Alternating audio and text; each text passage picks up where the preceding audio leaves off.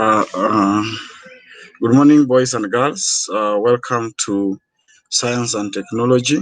This morning, we want to cover the topic, the strand, human body, and the substrand is the digestive system and the teeth. So these are the topics that you have covered, but I want to go through them to ensure that now you have gotten all the knowledge that you require to answer any question from these topics. And I want to start with the digestive system.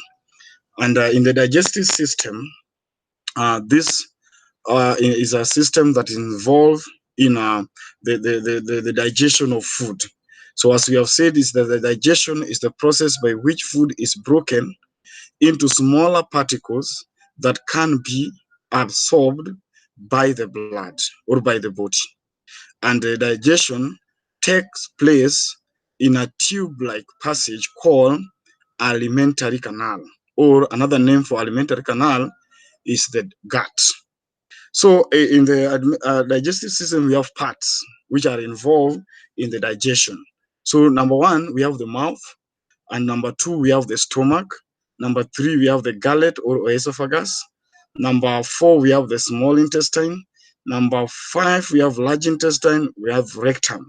And again, there are other parts that helps in the digestion, but they are not part of the digestion, like the liver, the gallbladder. They involve in they help in the digestion, but they are not part of the digestive system. That is the liver, gallbladder, and the pancreas. Then you can see the diagram now where they are. So we have the mouth. So in the mouth, there is a salivary gland. We are going to talk about it.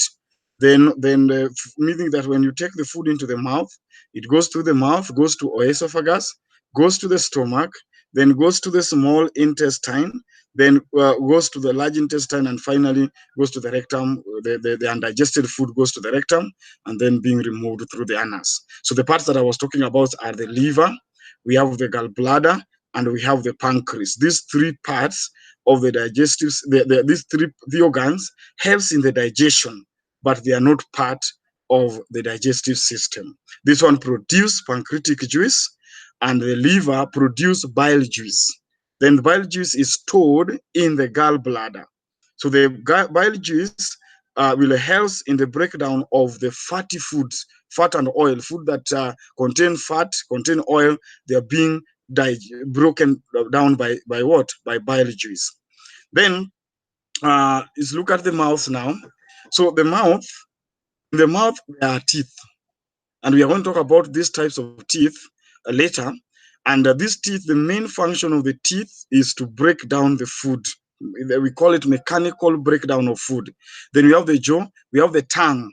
This tongue is for rolling the food. And then saliva. Saliva is the first juice that is produced in the mouth.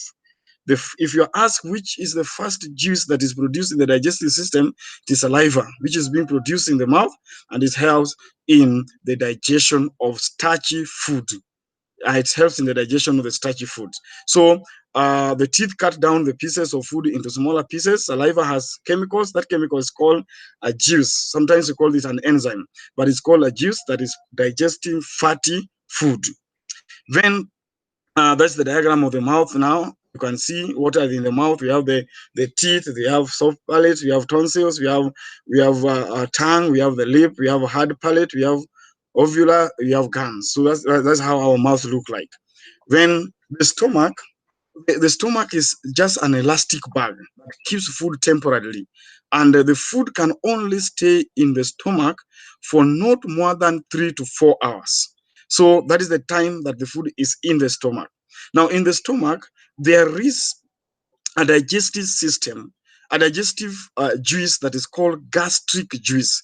The main function of the gastric juice is to digest proteins. It digests the proteins. The gastric juice, that's where the digestion of proteins begin. So digestion of protein begins in the stomach, and that food is being digested by gastric juice. Then there is also hydrochloric acid in the stomach. Hydrochloric acid helps in killing the germs. Sometimes you find out that some food that we are eating are contaminated. And if they are contaminated, they have some germs in them. But you find if you eat them, you don't die, because in the stomach, there is hydrochloric acid that will find that germ and kill it. So the stomach digestion of proteins begin. It produce digestive juice called gastric juice that digests protein. And also in the stomach, there is an acid called hydrochloric acid that kills the germs that causing the germs that might be in the food. And that's the bag, elastic bag we are talking about. That's the stomach, how it is. So the food moves like from the esophagus, goes to the stomach for digestion. Now, in the small intestine, we have the two types of intestine. We have the small one and the large intestine. So and you can see them, they're here. We have the large intestine and the small intestine. Small intestine are these small ones, whereas the large intestine are these big ones. But if you look at the small intestine, the main function of the small intestine is absorption of food, take digested food take place in the small intestine. Absorption of digested food take place in the small intestine. Whereas, again, in the small intestine is where the digestion of foods end. So we can say digestion starts in the mouth and end in the small intestine. Digestion starts in the mouth and end in the small intestine. Digestion of food also take place here because the small intestine also release an digestive juice, and this juice is called intestinal juice. Intestinal juice complete the digestion of food. Remember that we have also said that there is liver which produce the bile juice. We also have pancreas which produce pancreatic juice. All those juice helps in the digestion before the food reach the small intestine. So when the food reach the small intestine, the digestion of that food is completed by the digestive juice called ileum, digestive juice called intestinal juice. Another name for small intestine is ileum. Then in the large intestine also, you find that there is no digestion that take place in the large intestine. So make sure you know that in the large intestine, in the rectum, in the anus, there is no digestion of food that take place. What is happening is that large intestine absorb water and mineral salts. Large intestine absorb water and mineral salts. Large intestine, another name for large intestine is called colon. So it absorbs water and mineral salts. Then undigested food is pushed through the large intestine to the rectum. So in the rectum, this is where the undigested food material uh, goes to. And they are also going to be stored there temporarily because they will be released out for some time. So the undigested food is held temporarily in the rectum and then removed through the anus. And that makes the end of the digestion. So digestion of food start from the mouth using a juice called saliva to digest only starchy foods, that is carbohydrates. Then the food moves through the esophagus, which we all call, that is just a passage of food, then goes to the stomach. In the stomach, the digestion of proteins begin. And then liver produce bile juice, which is stored in the gallbladder. The bile juice will digest the fatty food or oil food that contains oil that already in the stomach here. The bile which will meet the food here in a part here called duodenum. That's where the bile juice will meet the food. Then the pancreas is also producing pancreatic juice that is helps in the further digestion of food. So that when the food goes to the small intestine, the digestion ends there using a digestive juice called intestinal juice.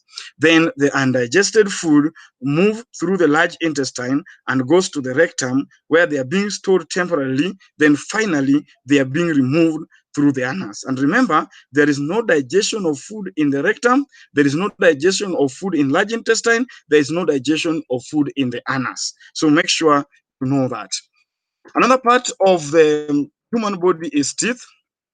Uh, we have four different types of teeth. We have the canines, we have the molars, we have the incisors, And I want you to see how they look like. And you have the premolars. Make sure you know how the structures of these teeth look like, because canine, you can see, is sharp pointed. Incisors is looking like chisel shaped. Molars have two roots. Then premolars have two. This diagram is not correct. So the molars is the one that have three roots, whereas premolars have two roots. So make sure you correct that. Did not do it correctly. Okay. So incisors have one root, chisel shaped, used for cutting, and canine sharp pointed with one root, used for tearing and gripping. So make sure you know that canines is used for tearing and gripping. Incisors is used for cutting and biting. Then premolars, rough surface with two roots, used for grinding, chewing, and crushing. And finally, molars have rough surface with three roots, used for grinding, crushing, and chewing. So those ones are the four types of teeth that we have. So as you revise, actually ensure that you know how those structures look like, their functions, and all how they are used in the mouth. May God bless you so much for listening. See you during the lesson